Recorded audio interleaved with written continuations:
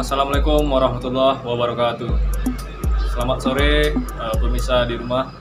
Saat ini kembali lagi bersama saya Farhan Nofalisan, CPNS tahun 2021 dalam rangkaian kegiatan Latsar CPNS tahun anggaran 2022.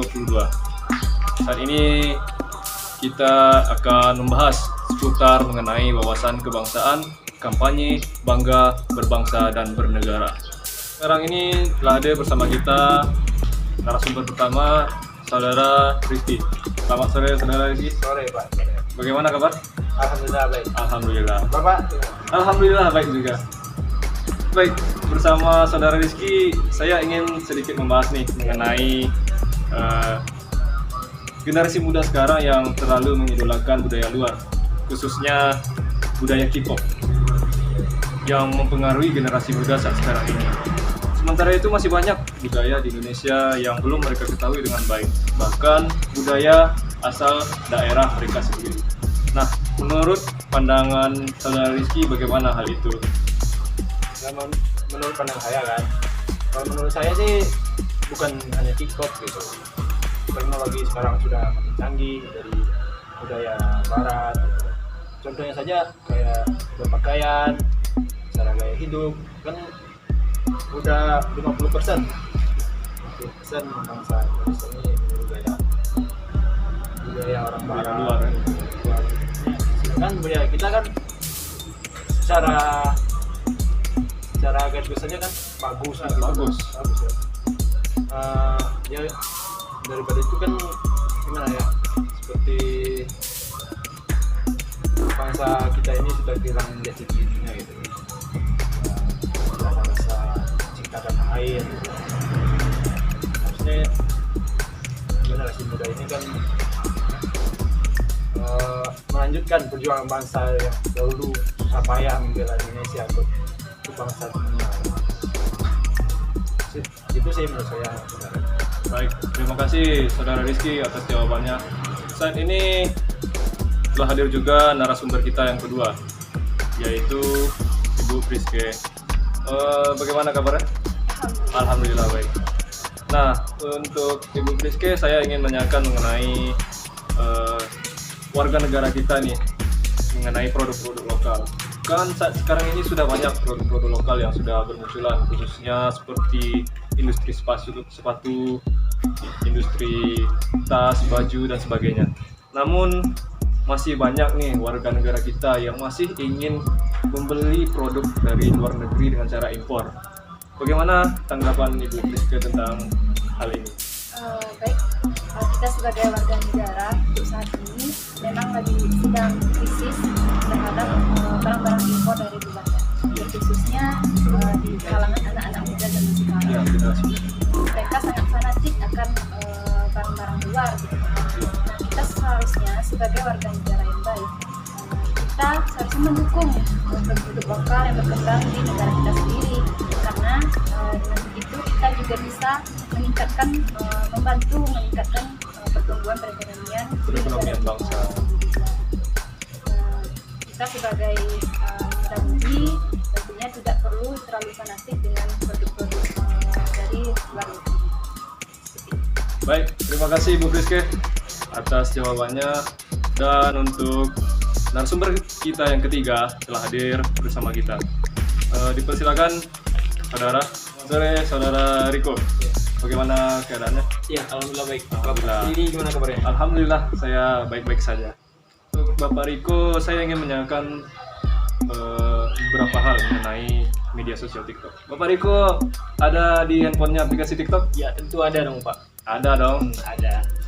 Nah, saat ini nih banyak generasi muda, baik yang di dalam negeri maupun luar negeri, itu menggunakan media sosial TikTok untuk konten-konten baik itu positif ataupun ada juga beberapa hal-hal negatif.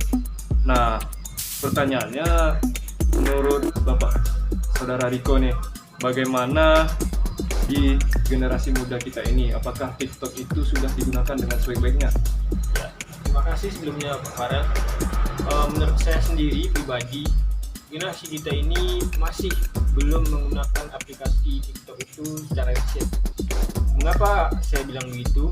Karena banyak di antara generasi muda saat ini lebih mengutamakan konten-konten yang viral, mengikuti budaya-budaya barat, sehingga TikTok tersebut tidak dapat digunakan secara efisien. Yang sebenarnya TikTok itu bisa kita jadikan sebagai media promosi terhadap budaya-budaya bangsa, tempat wisata, kekayaan alam kita. Yang bagaimana kita ketahui, Indonesia ini merupakan negara yang beraneka ragam. Bagaimana semboyan negara Indonesia, itunya Bhinneka Tunggal Ika. Bhinneka Tunggal Ika. Iya. Nah, seharusnya menurut saya pribadi, generasi muda kita ini harus lebih memanfaatkan aplikasi TikTok ini untuk hal-hal yang positif, seperti halnya tadi mempromosikan budaya kita, agar bangsa Indonesia ini lebih mendunia dan lebih dikenal oleh bangsa-bangsa lain. Dan tentunya hal tersebut akan memberikan efek positif terhadap bangsa kita sendiri. Ya. Apalagi media sosial TikTok ini ada yang namanya algoritma FYP. Ya. Lebih mudah untuk diakses oleh banyak orang. Tergantung explore kita juga. Tergantung explore kita. Baik. Terima kasih Saudara Riko atas jawabannya. Selanjutnya telah hadir juga bersama kita. Namun untuk narasumber kita yang terakhir ini kita hubungi melalui jarak jauh.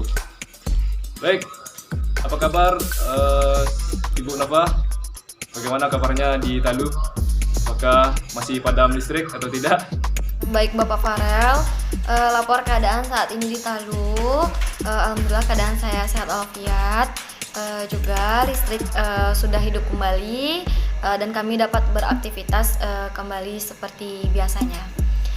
Alhamdulillah baik. Bersama Ibu Nova ini saya ingin menanyakan mengenai generasi muda kita yang mulai lupa tentang sejarah bangsa Indonesia dan lebih memilih sibuk dengan dirinya sendiri, seperti dengan maraknya game-game online seperti Mobile Legends yang begitu mudah diakses oleh smartphone masing-masing generasi muda kita. Nah, menurut Ibu Nova nih, bagaimana tanggapan Ibu tentang maraknya game-game online yang sudah banyak mempengaruhi generasi muda kita saat sekarang ini?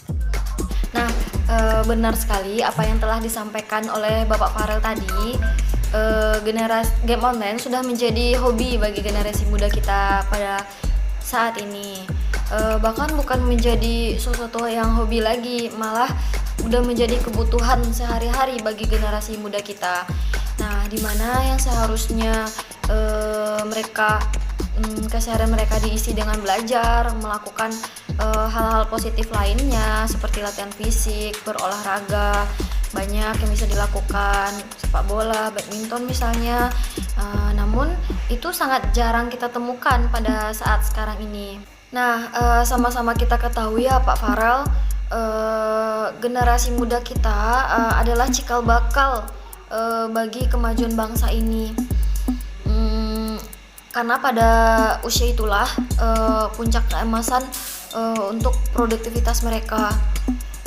Semangat menggebu-gebu, ide-ide yang cemerlang, pikiran-pikiran terbuka, dan pikiran-pikiran yang membangun, dan menurut saya itu sangat berguna ya untuk kemajuan bangsa kita ini. Nah Pak Farel, saya pernah mendengar nih kutipan dari tokoh pejuang kita, kutipan dari Bapak Soekarno.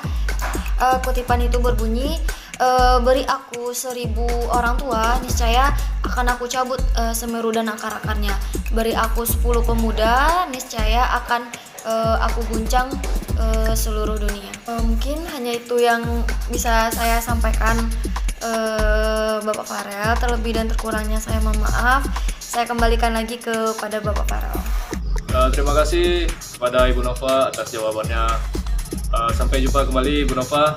Hati-hati di Talu. Dan dengan berakhirnya jawaban dari Ibu Nova tadi, berakhir pula lah kegiatan podcast kita pada sore hari ini mengenai wawasan kebangsaan, kampanye bangga berbangsa dan bernegara. Untuk generasi milenial di rumah, mari kita cintai produk-produk lokal, mari kita kembali mengangkat budaya-budaya asli dari Indonesia dan manfaatkan media sosial dengan sebaik-baiknya. Sampai jumpa, saya Farhan Afalisan. Assalamualaikum warahmatullahi wabarakatuh. Terima kasih.